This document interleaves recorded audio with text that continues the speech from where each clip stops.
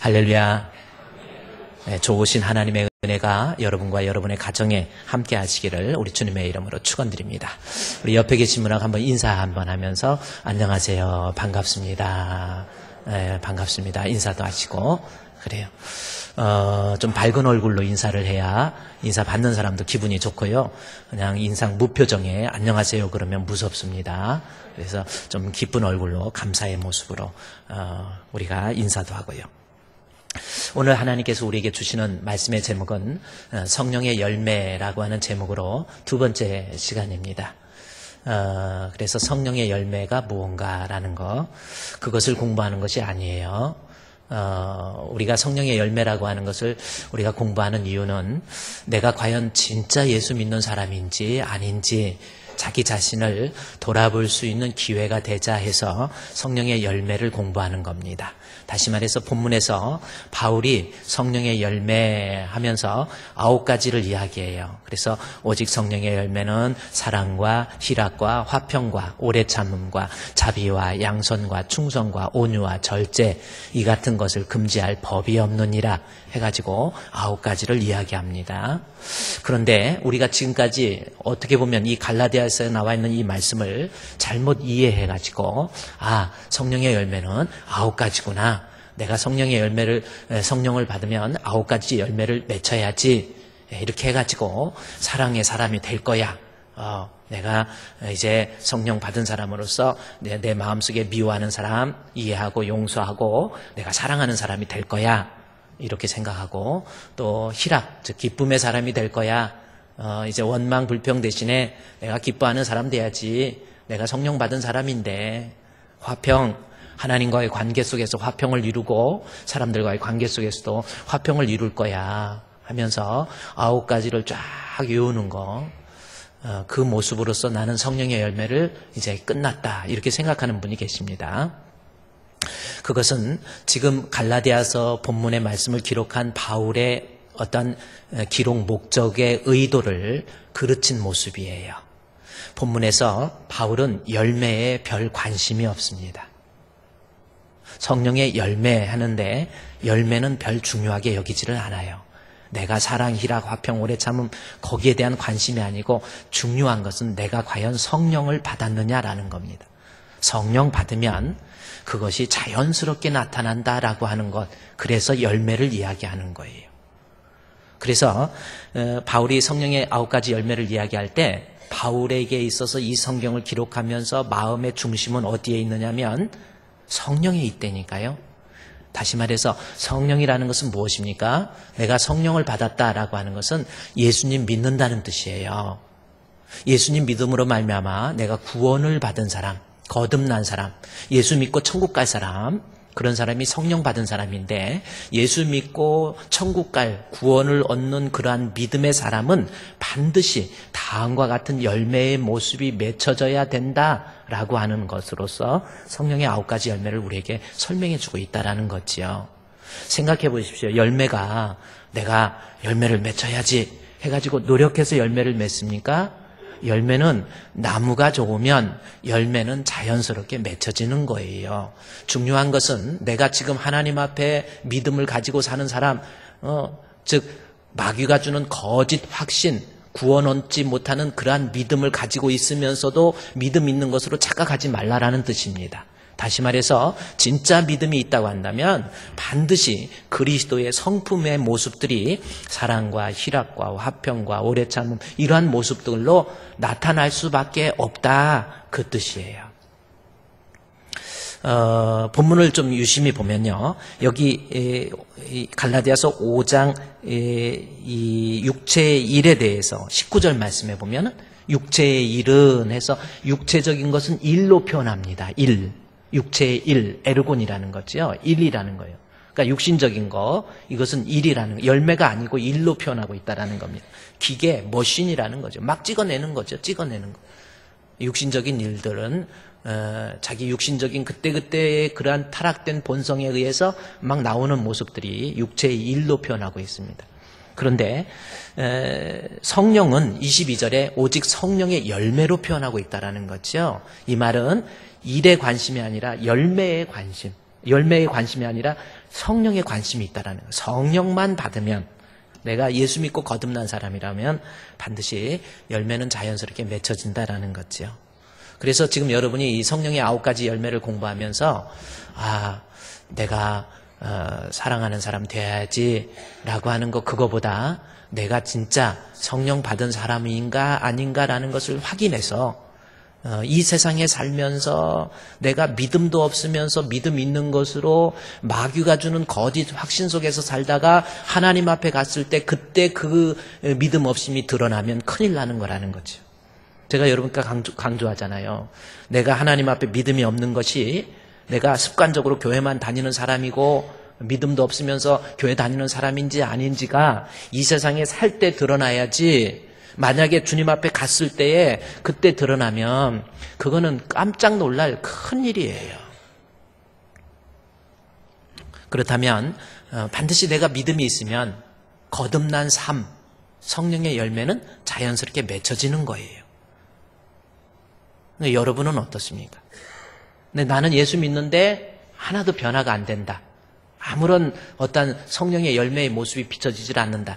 그것은 마귀가 주는 거짓 확신이지 믿음이 구원 얻는 믿음이 아니라니까요. 지금 바울이 본문에서 그걸 강조하고 있는 거예요. 나중에 에베소 5장 22절 말씀에서도 얘기하면서 나중에 바울이 강조하는 것이 뭐냐면 이제 부부간의 관계를 이야기하면서 성령의 충만함을 받으라는 이야기를 먼저 합니다. 성령 충만하면 이해할 수 없는 부부간의 관계 속에서 싸울 수밖에 없는 그러한 사람도 성령 받으면 자연스럽게 사랑할 수 있는 사람이 된다라는 거죠. 왼수 같은 남편, 정말 보기 싫은 남편, 이 사람도 성령 받으면 자연스럽게 이해가 되어지고 용서가 되어지고, 그래서 본문에서 성령의 열매로 표현하고 있다라는 거지요. 거듭남, 변화됨, 성질이 변하고 성품이 변화되지 않는 그리스도인은 없습니다. 여러분의 성품이 어떻습니까? 예수 믿고 정말 예수님의 성품으로 본받고 있습니까? 한번 생각해 보십시오.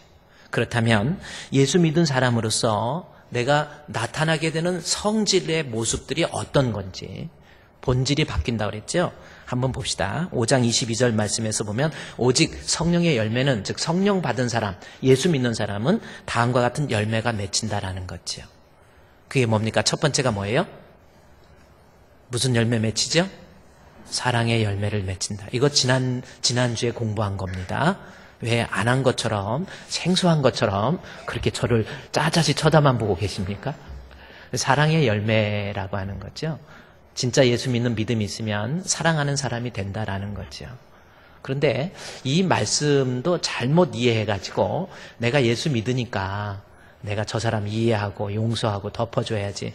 사랑, 여기서 말하는 사랑은 그것이 아니라는 겁니다. 뭐라 그랬죠? 차라리 뭘로 바꾸라고 그랬어요? 희생으로 바꿔야 됩니다. 왜 그러느냐면 예수 믿는 사랑에 대해서 요한복음 16장에 있는 말씀에 보면 요한복음 이 사랑에 대한 이야기, 요한복음 15장에서 내가 너희를 사랑한 것 같이 너희도 서로 사랑하라 라고 하는, 여기서 사랑이 아가페라는 단어거든요. 하나님 사랑을 얘기하는 거예요. 하나님 사랑이 뭔가, 내가 너희를 사랑한 것 같이 너희도 서로 사랑하라. 그 다음 절에 바로 나와 있죠. 뭐예요? 희생을 통해서, 사람의 친구를 위해서 자기 목숨을 버린다라는 말씀을 통해서 아가페의 진짜 의미는 희생이에요. 내 것을, 내 목숨을 들여서 내 생명을 살리시는 예수님의 사랑이 아가페입니다. 그래서 내가 성령 받으면 나도 다른 사람을 위해서, 교회를 위해서 내 것, 내 시간, 내 정성 들여서 다른 사람에게 유익이 되도록 그렇게 희생적인 사람으로 바뀌어진다라는 뜻이에요. 원래 인간은 죄로 인해서 오염되어 있기 때문에 자기 중심적입니다. 태어나는 아기들 표현을 못해서 그렇지 조금 이제 이렇게 걸어다니고 기어다니면서 자기 것, 뭐 하면 내 것 그러죠. 그게 인간의 본성이에요. 자기 중심적인 것이 인간입니다. 그러나 이 사람이 성령을 통해서 예수님 믿게 되고 예수님이 영을 통해서 그 안에 계시게 되면 자기 중심적인 사람보다는 남을 더 생각하게 돼요. 바뀐다니까요. 그렇게 내 것 가지고 사도행전에 보면 2장에서 보면 내 물질을 가지고 가난한 자들을 위해서 내 것 드리는 거예요. 그러니 그러한 자꾸 드리고 싶어하는 마음으로 내 품성이 바뀌는 거예요. 어떻게든지 내 걸로 만들려고 하는 게 아니라 다른 사람의 유익을 위해서, 그래서 물질 들여서 헌금 드리고 11조 하고, 이게 쉬운 게 아니에요. 그러나 성령 받으면 나 잘 먹고 잘 사는 것, 이거보다 더 중요한 거 다른 사람의 유익을 구해야지, 이겁니다. 교회를 위해서 시간을 내서 헌신하는 거예요. 수고하는 거예요. 남들을 위해서 봉사하는, 식당 봉사 같은 것도 다른 사람을 위해서 자꾸 우리가 식당 당번일 때 내가 가서 막 뭔가를 요리도 하고 싶고 음식도 떠주고 싶은 마음이 생기는 거, 이게 바로 희생의 열매, 사랑의 열매로 표현되고 있는 겁니다. 성령 받으면 아가페라고 하는 그러한 자기를 희생해서 다른 사람에게 유익을 주고 나를 희생해서 교회에 유익을 끼치고 싶어하는 마음이 생겨나는 것이 성령의 열매로서 희생이에요. 진짜 믿음이 있으면 바로 그 희생적인 모습으로 살고 싶어하는 거예요. 그 희생의 양이 좀 적고 적을 수도 있고 많을 수도 있지만 중요한 것은 나도 내가 주님을 위해서 뭔가를 일해야지, 그런 마음이 생기는 거예요. 세상 일에 분주하고 바쁘고 돈 벌기 위해서 막 이리 뛰고 저리 뛰다가도 정말 성령을 받게 되면 내가 육신적인 것만을 아닌 나도 주를 위해서 일해야지, 내 평생 소원 이것뿐, 주의 일하다가 이 세상 이별하는 날 주 앞에 서리라, 꿈같이 헛된 세상 일 취할 건 무허냐, 이 수고 암만 하여도 헛된 것뿐일세. 그게 누가 시켜서가 아니라 내가 사랑해야지, 나 헌신해야지, 그거 말하는 게 아니라니까요. 내가 거듭난 사람, 구원받은 사람, 믿음 있는 사람이라고 한다면 자꾸 무엇인가 다른 사람을 위한 희생적인 모습, 하나님을 위한 희생과 헌신의 모습, 이런 모습으로 생겨나게 돼 있다는 거죠. 여러분 예수 믿습니까? 그러면 여러분의 마음을 한번 돌이켜보세요. 내가 진짜 예수 믿는 건지 아니면 그냥 교회만 다니는 건지, 이것을 알 수 있는 것이 성령의 9가지의 모습으로 내가 나타나면 예수 믿는 사람의 모습이라는 겁니다. 또 하나, 이제 두 번째 성령의 열매가 뭔가라고 하는 겁니다. 두 번째는 뭡니까? 오직 성령의 열매는 갈라디아서 5장 22절에 또 뭐가 있어요? 희락의 열매. 오직 성령의 열매는 사랑과 희락. 저희 어렸을 때는 막 외웠는데 이제는 외우지도 않고 그냥 희락인지 뭔지도 모르고 그러면 안 돼요. 뭐 꼭 외워야 중요한 건 아닌데, 그런데 사랑과 희락, 화평, 오래 참 여러 가지 9가지 덕목이지만 성령의 열매할 때 헬라어에 보면 열매를 단수로 쓰고 있어요. 이것은 바울이 열매를 복수로 써야 되는데 단수로 쓴 이유가 있습니다. 이게 무슨 뜻이에요? 성령을 내가 받아서 진짜 예수를 믿고 구원받은 사람이라고 한다면 사랑의 열매는 맺히는데 희락의 열매는 안 맺힌다? 아니라는 거예요. 다 똑같은 하나라는 뜻입니다. 그래서 단수로 쓴 거예요. 자, 그러면 한번 내가 진짜 예수 믿는 사람인지, 열매에 대한 관심보다 예수 믿는 사람인지 아닌지 내가 변화되는 9가지 품성을 통해서 살펴보자고 그랬는데, 두 번째가 희락입니다. 자, 희락이라고 하는 것. 여러분, 희락이 무슨 뜻이에요? 제가 한번 여러분께 질문해요. 희락이 무슨 뜻이죠? 여기 본문에 나와 있는 희락. 예수 믿으면 희락의 사람이 된대요. 자, 그러면 희락이 뭘까요? 기쁨, 또 뭐예요? 행복, 뭐 기쁨, 행복, 뭐 여러 가지 이렇게 나옵니다. 그래요. 우리말이 참 어렵죠. 희락 하면은 기쁨, 행복, 뭐 맞는 말입니다. 그게 성령의 열매 중에서 희락이라고 하는 건데, 자, 그런 기쁨과 행복에 대해서 조금 지금 우리가 느끼는, 예수를 믿으면 내가 기뻐한대. 뭐 기뻐한다. 참 좋습니다.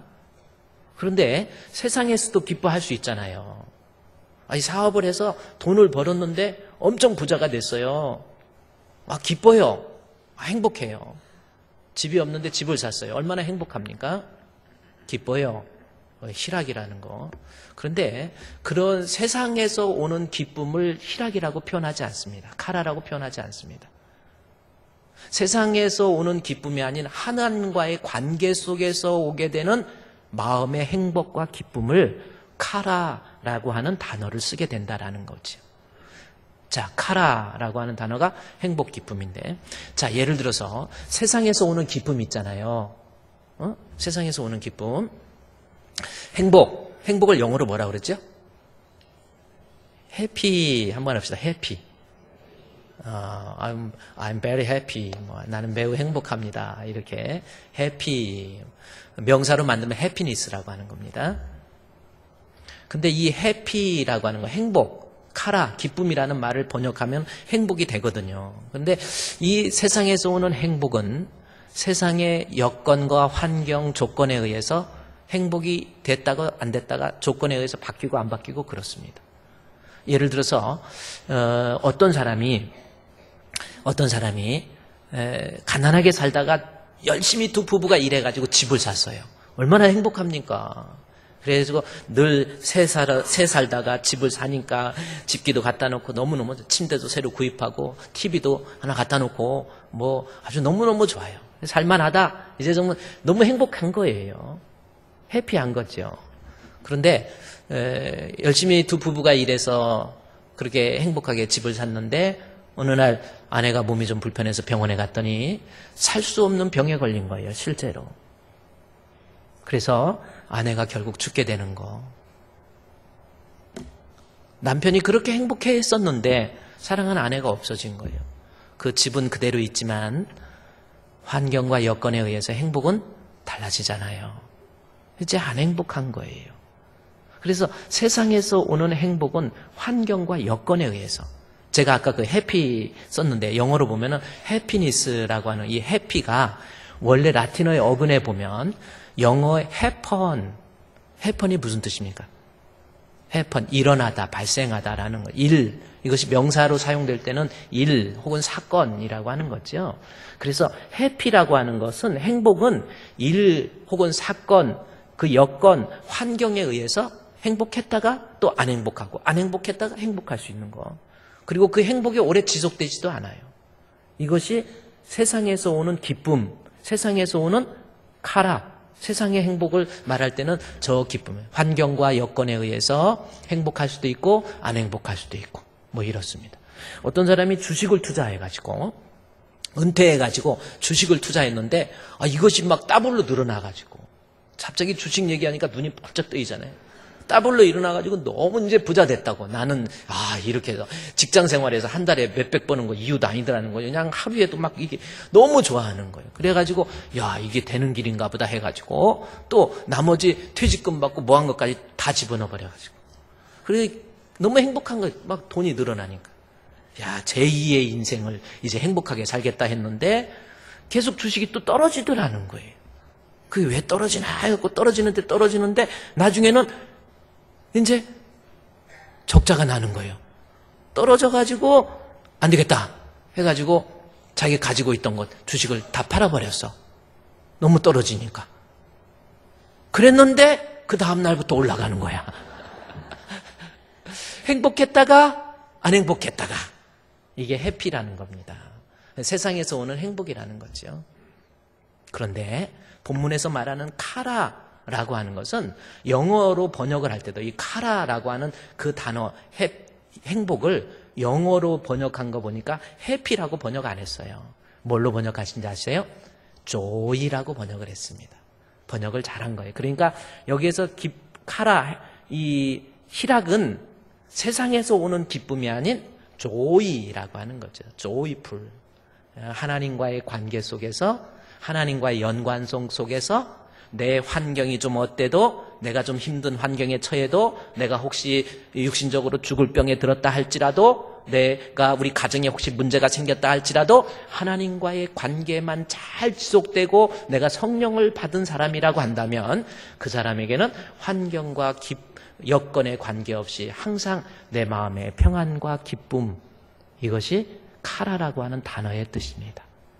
그러니까 여러분 성령을 받아서 진짜 예수 믿는 사람이라고 한다면, 여러분 내가 좀 환경이 힘들어도, 내가 지금 어려운 환경에 처해 있다 할지라도, 위기에 처해 있다 할지라도, 우리 가정에 문제가 생겼다 할지라도, 사업에 문제가 생기고 내 육신의 건강에 문제가 생겼다 할지라도, 진짜 예수 믿는 사람, 성령을 통해서 예수님이 내 안에 있으면 그 절망 속에서도, 하나님 앞에 기뻐할 수 있고 감사할 수 있고 예수를 위해서 살 수 있고 기쁨의 근원 되시는 예수를 위해 삽시다. 날마다 주를 섬기며 언제나 주를 기리고 그 사랑 안에 살면서 딴 길로 가지 맙시다.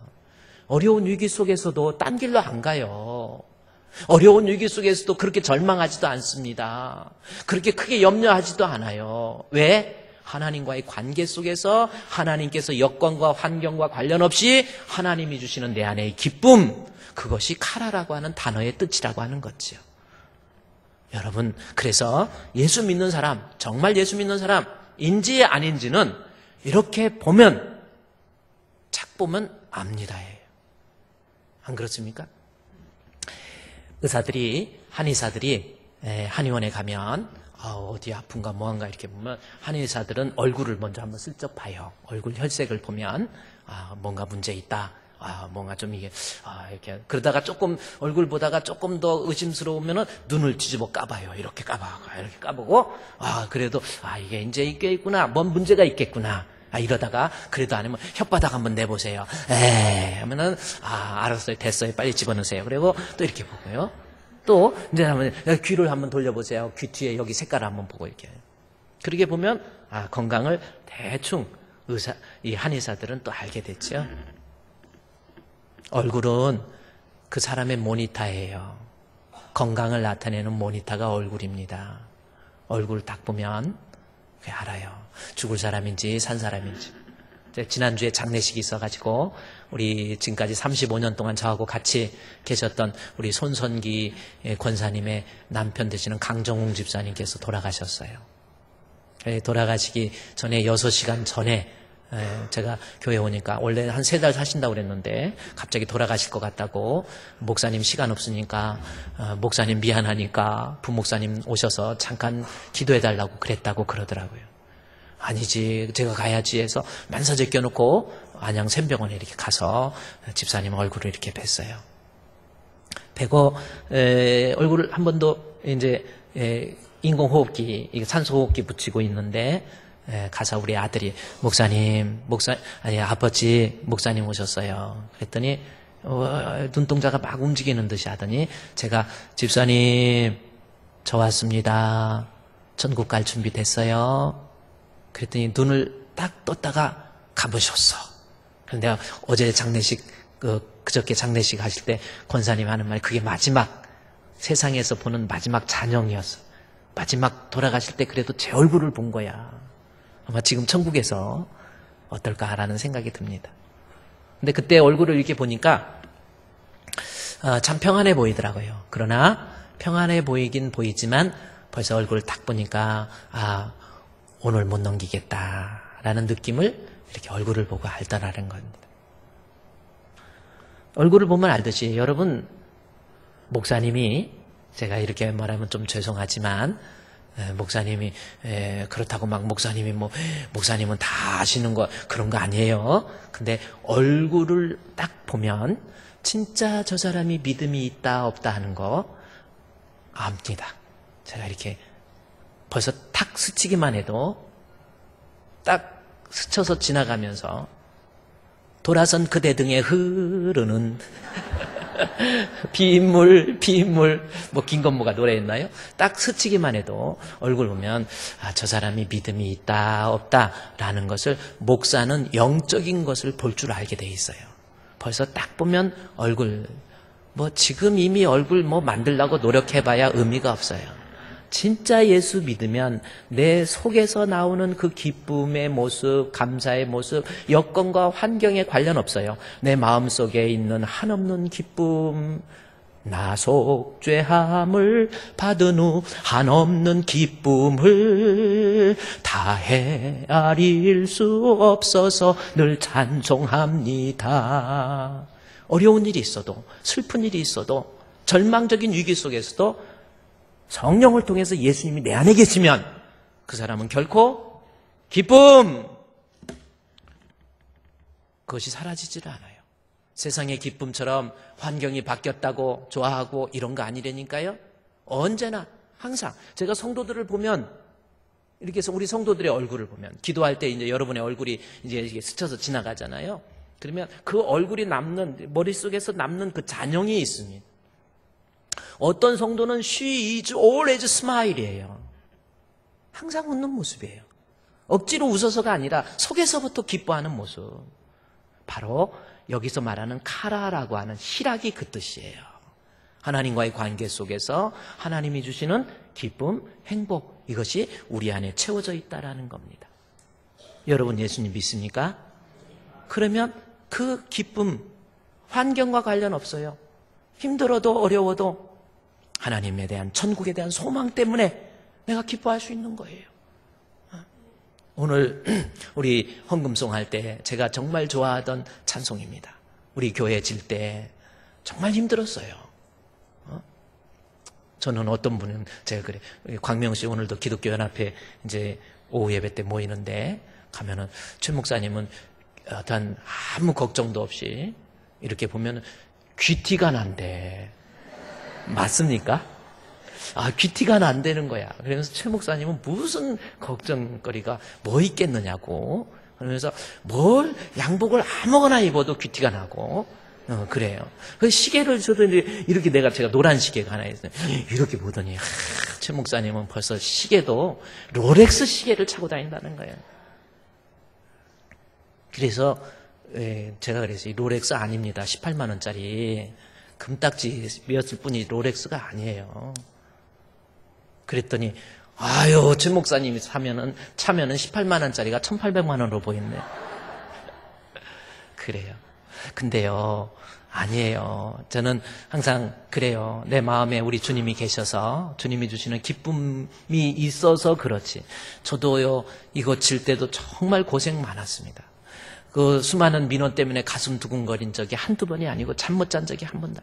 다 얘기하면 끝이 없어요. 그뿐이 아니고요. 저도 결혼해서 13년간 아이도 없었고요. 제가 이 얘기 다 하면 참 그렇지만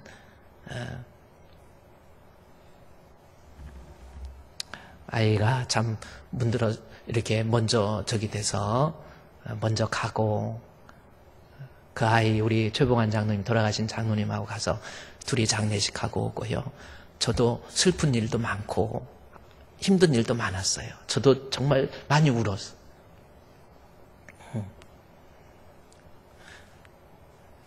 제가 좋아하는 오늘 그 특송 뼈아픈 눈물을 흘릴 때와 쓰라린 마음으로 탄식할 때 주께서 그때도 같이 하사 언제나 나와 함께 계시네.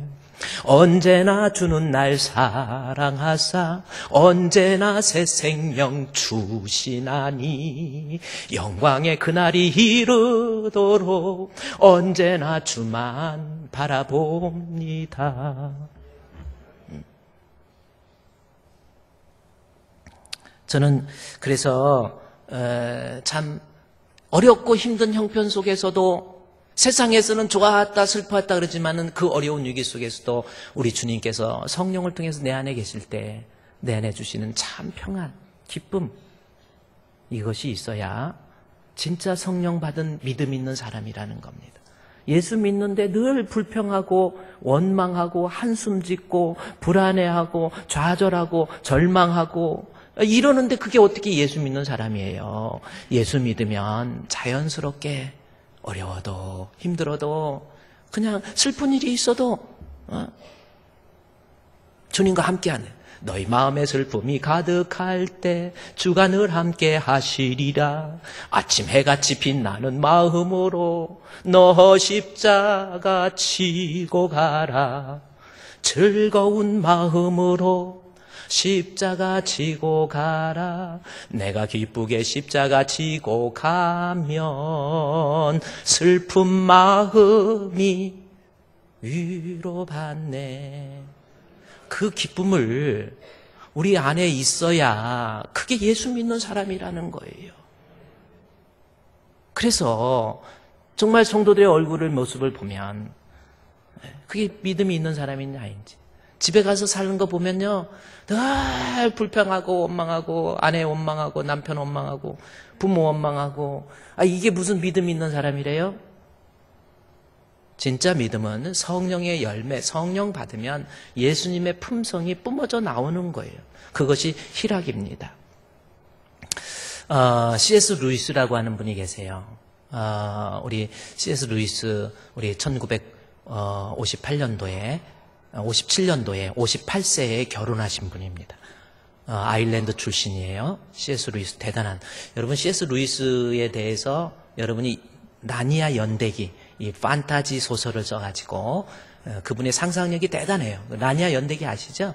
근데 그분이 원래 불신자였는데 나중에 영국 성공회로 예수를 믿게 돼요. 예수를 믿게 된 다음에 책을 여러 책을 씁니다. 순전한 기독교, 그 다음에 헤아려 본 슬픔, 이런 걸 이렇게 글로 썼어요. 그런데 그분이 나중에요, 하나 좀 그분에 대한 일화를 얘기하면 58살이 됐도록 혼자 살다가 58살 1957년도에 결혼을 해요. 근데 어떤 여자와 결혼하냐면 조이라고 하는 여자인데, 그분도 글을 쓰는 소설가인데요. 그분과 결혼을 합니다. 근데 그분이 결혼을 할 때 왜 결혼을 했느냐면, 이 나이에 무슨 결혼, 그게 아니라 그 여자분이 암에 걸린 거예요. 골수암 걸린 겁니다. 골수암 걸려서, 그래서 결혼을 해서 4년 동안 뒷바라지 다 하고 다 해서 마지막 천국 갈 때까지 남편이 그 사람이 C.S. 루이스입니다. 대단하죠. 그리고 그때 이제 쓴 책이 헤아려 본 슬픔, 여러분에게 닥치고 있는 슬픔이 어떤 의미인가, 이것을 신앙적으로 어떤 의미인가라는 것을 설명해 준대요. 근데 여기에서 말하고자 하는 것은 뭐냐면, 그 C.S. 루이스가 쓴 책이 있는데, 그 책이 뭐냐면 윌리엄 브레이크라고 하는 사람이 쓴 책이 있어요. 그게 뭐냐면 천국과 지옥의 결혼이라는 책입니다. 그 결혼, 천국과 지옥이 하나 된다, 뭐 이런 내용의 글인데, 거기에 대한 반박으로서 천국과 지옥의 이혼이라고 하는 책으로 쓴 거예요. 저희 C.S. 루이스 저분이 쓴 책인데, 근데 저기에 보면은, 내용을 보면은 뭐 여러 가지 이렇게 천국과 지옥에 대해서 다음에 제가 요한복음 3장의 영생에 대해서 이야기하면서 저 책을 좀 언급해야 될 필요가 있는 내용인데, 거기에 보면은 이 천국과 지옥은 절대로 하나 될 수 없다라는 내용으로 그렇게 설명을 하고 있어요. 그런데 천국의 문에, 여러분 죽으면 하나님의 심판이 있잖아요. 천국의 문에 딱 갔더니 천국의 문지기가 있는데, 그 문지기가 또 신과 함께 영화 자꾸 봐가지고 그걸로 생각하지만 그건 불교에서 나온 거. 문지기가 이제 천국에 들어가는데 일화로 쓴 거예요. 물어보는 거예요. 예수 믿는 사람만 천국에 갈 수 있는데 당신 예수 믿습니까? 이렇게 묻질 않아요. 천국과 지옥의 이혼에서 천국의 문지기가 물어볼 때 예수 믿느냐 안 믿느냐 이건 물어본 게 아니라, 당신은 이 땅에 살면서 예수를 믿음으로 인해서 주체할 수 없는 그 기쁨과 평안을 누리고 있었습니까? 그걸 물어봐요. 그러니까 믿음이라고 하는 것은요, 말로만 나 예수 믿어, 말로만 나 신학적으로 나 예수 믿어, 교리적으로만 이해하고, 그게 아니라는 거예요. 진짜 믿음은 무엇으로 할 수 있냐면, 내 마음속에서 예수 믿는 믿음, 하나님과의 관계 속에서 주님이 주시는 기쁨을 주체할 수 없어서 내가 주님을 위해서 예배도 드리고 주님을 위해서 기도도 하고 주님을 위해서 아끼고 전략해서 헌금도 하고 봉사도 하고, 이런 모습으로 나타나야 그것이 진짜 믿음 있는 사람의 모습이다. 이렇게 C.S. 루이스가 이 얘기를 합니다. 그러니 예수 믿는다고 하면서 기쁨이 없으면, 희락이 없으면 예수 믿는 거 아니에요. 예수 믿는데 안 행복하다, 가짜라는 겁니다. 얼마나 무서운 말이에요. 예수 믿는데도 자꾸 불안하고 원망스럽고 한심스럽고 막 이러면 예수 믿는 거 아니라는 겁니다. 그러면 예수 믿는 믿음은 세상의 환경과 여건, 즉 해피라는 단어 대신에 조이라고 그랬는데, 환경과 여건에 관련 없이 하나님과의 관계 속에서 진짜 예수 믿으면 거기에서 내 마음에 기쁨이 있는데, 그러면 어떤 기쁨인지, 어디에서부터 이 기쁨이 오게 되는지 사도행전에서 한번 살펴보자는 겁니다. 자, 여기서 우리 사도행전으로 한번 가볼까요? 사도행전 2장에 있는 말씀. 자, 성경 사도행전 2장. 뭐 좀 성경도 한번 찾아보시고요. 성경도 넘기기 싫고 자꾸 그냥 가고 싶고 이러면 그 믿음 없는 거예요.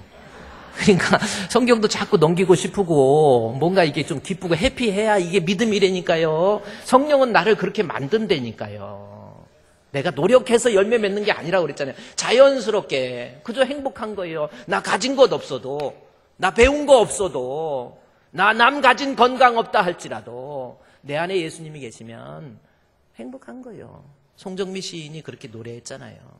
나 가진 재물 없어도 뭐 하면서 행복하다는 거예요. 예수님 내 안에 있으면 행복하다라는 거죠. 자, 그러면 이 기쁨이 어디에서 오는 건지 한번 사도행전 2장 25절 말씀에 한번 봅시다. 다윗이 그를 가리켜 이르되 내가 항상 내 앞에 계신 주를 배웠으며 나로 요동하지 않게 하기 위하여 그가 내 우편에 계시도다. 그러므로 내 마음이 기뻐하였고 내 혀도 즐거워하였으며 육체도 희망에 거하리니. 자, 여기 기쁨, 마음의 기쁨이에요. 마음이 막 기쁜 거예요. 그리고 혀가 즐거워했다라는 것은 그 기쁨의 모습을 하나님 앞에 찬양의 모습으로 막 우리 앞에 자는 거예요. 주 안에 있는 나에게 딴 근심이 있으랴 십자가 앞에 나아가 내 짐을 풀었네. 막 그런 찬송이 나오는 거예요. 근데 여기 본문의 말씀에 보면 이 기쁨이 26절에 내 마음이 기쁘고 내 혀도 즐거워하며 내 육체도 안전히 거하는데 이 기쁨이 어디서 나왔는가 하고 봤더니 25절에 여기 그러므로 26절에 그러므로가 있기 때문에 앞에 문장에서 먼저 연결된다는 거잖아요. 이 기쁨 26절에서의 이 기쁨이 앞에 25절과 연관된 거예요. 그래, 어느 때 기뻐할 수 있는가? 내가 항상 내 앞에 계신 주를 뭐요? 배웠다. 야, 이 성경 여기다 손을 껴 놓으시고요. 우리가 한번 시편 15편에 있는 말씀인데 한번 여기 이거 확인해 보세요. 시편 15편. 시편 15편에 우리말의 번역이 이 히브리어를 잘못 번역한 부분이 거기 하나 있어요. 시편 15편에 보면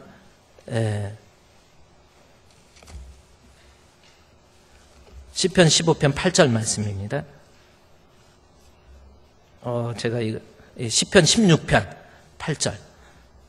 그럴 수도 있죠. 뭐 그거 가지고 이게 믿음이 없으면 그거 듣고 아이고 목사가 또 그것도 틀리네 이러는 거야 그게. 그러나 믿음이 있으면 너그러워져. 그럴 수도 있겠네. 목사님 15장 8절이 없는데요. 이렇게 할 수는 있지만 거기다가 아이고 뭐 이렇게는 알고 하신 분 3분 계신데 깊이 회개하시고요. 자, 시편 16편에 보면 다윗이 고백한 거예요. 다윗이 이것이 왕이 되기 전에입니다. 목동 시절 그때 8절에 내가 여호와를 항상 어떻게 했어요? 내 앞에 모심이여 그가 내 오른쪽에 계심으로 내가 흔들리지 아니하리로다. 이러므로 나의 마음이 기쁘고 나의 영도 즐거워하며 내 육체도 안전히 산다. 이 말씀을 다시 사도행전 2장에 가보면 25절에서 바꿔놓은 거예요. 베드로가 설교를 하면서 다윗의 내용을 인용을 했는데 거기에 보니까 어느 때 기뻐했는가 봤더니 다윗이 가리켜 이르되 내가 항상 내 앞에 계신 주를 뭐 했다. 아까 구약에서는 내가 항상 여호와를 내 앞에 모셨다 그랬는데 모신 것이 아니에요. 여기에서 보면 뭐라 그랬어요? 배웠다, 만났다라는 거지요. 그러니까 여기에서 오는 기쁨은 뭐예요? 내가 환경과 여건과 관계 하나님이 주시는 기쁨 중에 어떤 기쁨이냐면 내가 우리 주님을 내 안에 계신 우리 주님을 내가 볼 때, 만날 때 거기에서 오는 기쁨, 거기에서 오는 평안이 있다라는 겁니다. 그러니까 진짜 성령을 받은 사람은 성령 영으로 말미암아 내 안에 계신 예수님을 만나고 볼 줄 아는 거예요. 순간순간 우리 예수님을 만나고 볼 줄 아는 거예요. 거기에서 오는 기쁨이 있다니까요. 여러분 사랑하는 사람 있죠? 사랑하는 사람. 우리 이제 청년들 이제 결혼하기 전에 누구 사랑하잖아요. 그러면 이렇게 보면은 옛날에 제가 이제 청년들 교역자에서 담당 교역자가 할 때 우리 청년들 표가 뭐였냐면 불법 연애 신고하여 명랑교회에 이룩하자. 왜냐하면 자기들끼리 그냥 불법으로 만나가지고 나중에 싸우고 뭐하고 해갖고 결국은 둘 다 파탄 나버려요.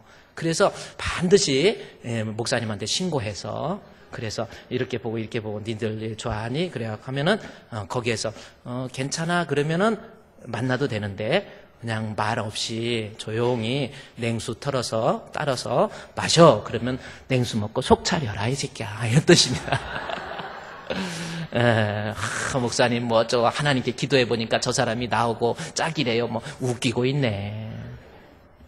근데요 청년들도 누구 좋아하잖아요. 그러면 달라집니다. 벌써 딱 보면 달라져요. 누구를 사랑하잖아요. 누구 막 마음에 있잖아요. 그 사람 사랑해서 그 사람이 내 마음에 내 속에 너 있어. 이런 고백을 하면은 얼굴이 달라져. 청년들 막 갑자기 화장 안 하는 애가 막 하고 막 화장하고 막 눈썹이 하고 막 심지어 빗자루까지 붙여요. 여기다 붙여가지고 막 옆에서 보면 막 그게 이제 사랑의 힘이라는 거예요. 그렇잖아요. 사랑의 힘은 여러분 The Art of Loving이라고 하는 책 있잖아요. 사랑의 힘은 나로 하여금 완전히 달라지고 그래서 막 얼굴이 달라지고 갑자기 막 머리도 바꿔지고 막 얼굴이 심지어 정말 사랑하면 막 지 맘대로 생긴 사람들도 이뻐져. 왜 이렇게 달라졌지? 막 달라지고 막 이상하게 사랑하니까 그래. 그 행복과 기쁨이 막 붙여나와. 우리 주님을 믿는다라고 하는 것은 믿음으로 말미암아 예수께서 내 안에 계시는 거예요. 그리고 다윗이 얘기한 것처럼 내 안에 계신 우리 주님을 바라보니까 사랑하니까 교제하니까 그냥 행복한 거예요. 그게 있어야 예수 믿는 사람이라니까요. 내 안에 계신 예수님 너무너무 행복한 거예요. 순간순간 다윗을 보십시오. 다윗이 내가 여호와를 항상 내 앞에 모시고 내가 주님을 여호와를 여기 시편 사도행전 2장 25절에 내가 내 앞에 계신 주님을 뵈었다 만났더니 그 다음에 25절에 내 마음이 기쁘고 내 혀도 즐거워하며 내 육체도 안전히. 야, 이게 대단하죠. 예수님 하나님이 내 안에 계시니까 다윗의 환경을 생각해 보세요. 다윗이 지금 어떤 환경이에요? 왕이 되기 전이라고 그랬죠, 제가. 목동, 우리가 생각할 때 목가적 이미지 속에서 막 목동하고 그러면 얼마나 좋을까? 아니, 가서 보세요. 저기 서해안 고속도로 타다가 서산 쪽에 어디 가면요, 그 정주영 옛날에 회장이 만드는 그 목장이 있어요. 멀리서 보면 파랗고 텔레토비 동상같이 이뻐요. 가까이 보세요. 개똥, 소똥 다 있어가지고요. 어디 밟을까봐 이러고 다녀요. 이러고. 네. 다 그래. 다윗이 목동을 한다. 여러분, 키도 작고 머리가 붉다고 하는 말씀이 제가 언젠가 여러분께 말씀드렸지만 조금 이상하게 생긴 거예요. 지금은 머리 염색하고 뭐하고 그러니까 그러지. 옛날에 우리 옛날에 독산동에 있을 때 그 중학교 또래가 하나가 머리가 태어나면서부터 노란 애가 있었어요. 그래가지고 걔 노란 애 얼마나 놀렸는지 몰라. 막 넌 노랑머리하고 놀리고 막 이렇게 놀리고 막 그랬어요. 그리고 이제 저는 또 여기 독산동에 미군 부대에 있으니까 너 미국에서 왔냐? 혼혈이냐? 막 이래가지고 나보고 이제 해서 막 이런 정도. 그런데 다윗이 얼굴이 붉고 머리털이 빨갛다라는 겁니다. 그러니까 뭔가 이상하게 생긴 거예요. 키도 작죠, 같죠. 또 아버지로부터도 버림받았던 사람이 다윗이에요. 아버지가 왕으로 세운다고 그러니까 엘리압, 아비나답, 삼마 다 나와서 나도 왕 돼야 되겠다.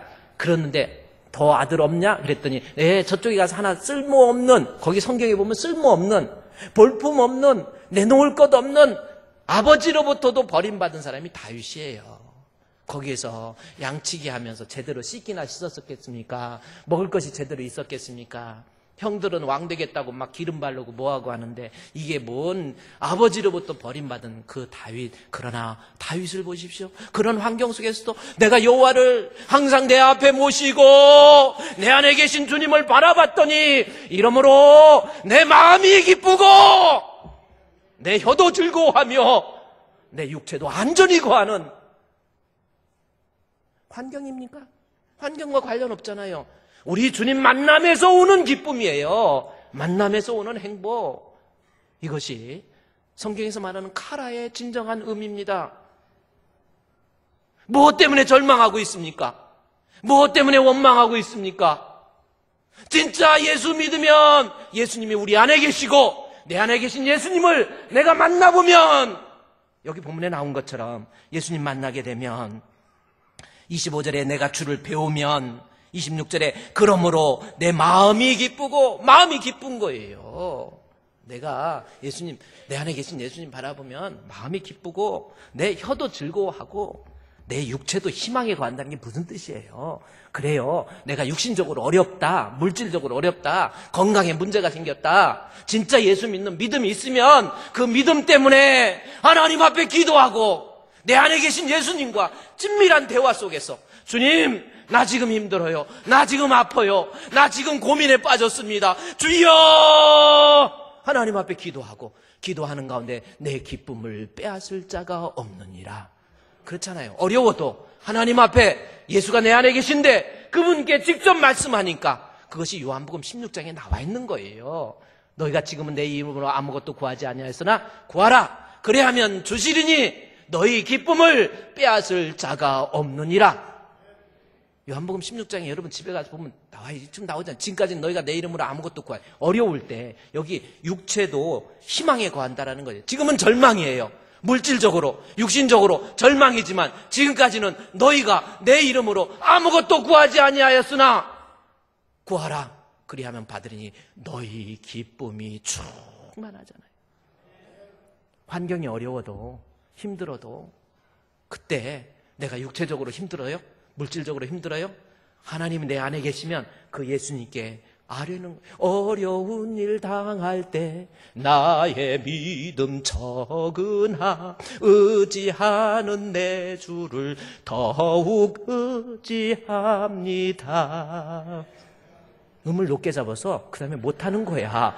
그러나 세월 지나갈수록 의지할 것뿐일세. 아무 일을 만나도, 내가 아무런 일을 만나도 예수님 내 안에 계시면 그 예수님을 보게 되면 나의 어려운 형편을 이야기하고 주님께 말씀해서, 이러므로 내 마음이 기쁘고 내 혀도 즐거워하며 내 육체도 안전히 거하리니.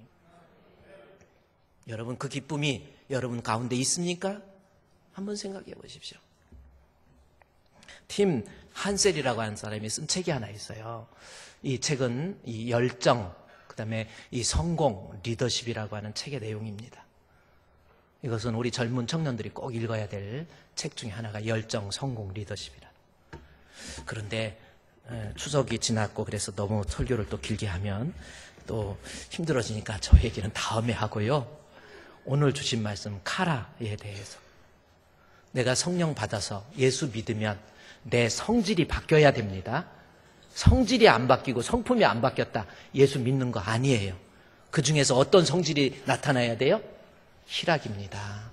어려워도 힘들어도 눈물 나는 사연이 있어도 우리 예수님 내 안에 계심으로 그 예수님을 순간순간 바라보면서 그분께 대화하고 그분께 기도하고 그분을 의지함으로 내 마음도 기쁘고 내 혀도 즐거워하며 내 육체도 안전히 거하게 하는 그러한 복, 성령 충만해서 희락의 기쁨이 여러분에게 임하시기를 주의 이름으로 축원드립니다.